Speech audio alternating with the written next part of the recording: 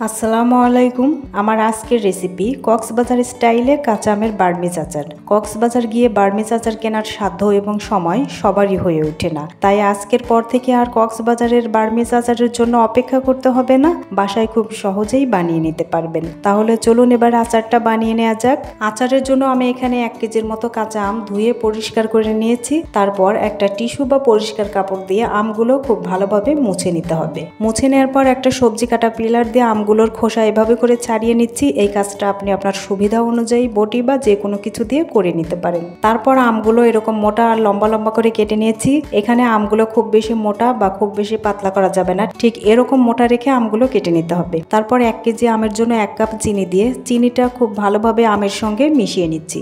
এখন 2 টেবিল চামচের মতো ভিনিগার দিয়ে আবারও সবকিছু খুব ভালোভাবে মিশিয়ে নিয়ে রেস্টে রেখে দেব চিনিটা একদম সম্পূর্ণ গলে যাওয়া পর্যন্ত। যদি কোনো কারণে আচারটা ওই দিন বানানো সম্ভব না হয় তাহলে ফ্রিজে অথবা বাইরে রেখেই 2-1 দিন পরে আচারটা বানিয়ে নিতে পারবেন। চিনির পানিতে আমগুলো ডুবে থাকলে আমগুলো কিচ্ছু হবে না, একদম ঠিকঠাক থাকবে। একটু ঝামেলার কারণে আমার আমগুলো 3 দিন চিনির পানিতে ডুবেছিল। প্রথম দিন ভেবেছিলাম যে পরের দিন বানিয়ে ফেলতে পারবো, তাই বাহিরেই রেখেছিলাম। তারপরে দেখলাম যখন অনিশ্চয়তা কখন বানাতে পারি বা না পারি, এই জন্য আমি ফ্রিজে রেখেছিলাম। চলুন এবার যাচ্ছি রান্নাঘরে। প্রথমেই আচারের জন্য একটা মশলা বানিয়ে নিচ্ছি। চুলায় একটা প্যান বসিয়ে দিচ্ছি 1/2 চা চামচ মৌরি, 1 চা চামচ আস্ত ধনিয়া, 1/2 চা চামচ জিরা আর 3টার মতো শুকনো লাল মরিচ। অল্প আছে একটুখানি টেলে নিয়ে মশলাগুলো আধো ভাঙা করে গুঁড়ো করে নিচ্ছি। তারপরে একই প্যানে দিয়ে দিচ্ছি আগে থেকে ভিনেগার এবং চিনি দিয়ে ভিজিয়ে রাখা আমগুলো যখন এরকম ফুটে উঠবে ওই পর্যায়ে দিচ্ছি 1/2 চা চামচ হলুদের গুঁড়া আর 1/2 চা চামচ শুকনো লাল মরিচের গুঁড়া আর দিচ্ছি স্বাদ অনুযায়ী লবণ।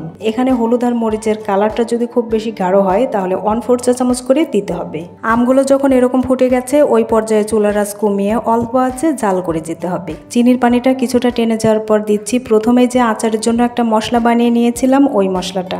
এখন হালকা হাতে নেড়ে চেড়ে জাল করে যেতে হবে চিনির পানিটা পুরোপুরিভাবে শুকিয়ে একদম ক্যারামেলাইজড হয়ে যাওয়া পর্যন্ত।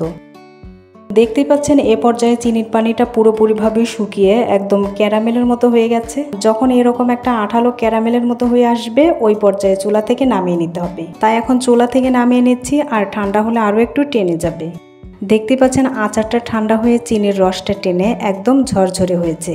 কাঁচা আমের এই বার্মিজ আচার বানানোর জন্য আমগুলোর আঠি একটুখানি শক্ত হলে আচারটা দেখতে কিন্তু অনেক বেশি সুন্দর লাগে। এই আচারটা দেখতে একদম স্বচ্ছ কাচের মতো আর খেতেও কিন্তু ভীষণ মজার হয়ে থাকে। আমের আঠি শক্ত না হলেও কিন্তু বানিয়ে নেওয়া যাবে, তাতেও আচারটা স্বাদে মানে গুণে কিন্তু একদম ঠিকঠাক থাকবে। তাই আর দেরি না করে ঝটপট আচারটা বানিয়ে সংরক্ষণ করুন আর নর্মাল ফ্রিজে রেখে বছর জুড়ে খেতে পারবেন। এমন সহজ সুন্দর রেসিপি পেতে চ্যানেল সাবস্ক্রাইব করে পেজটা ফলো দিতে যেন ভুলবেন না। আজ এখানেই বিদায় নিচ্ছি। আল্লাহ হাফেজ।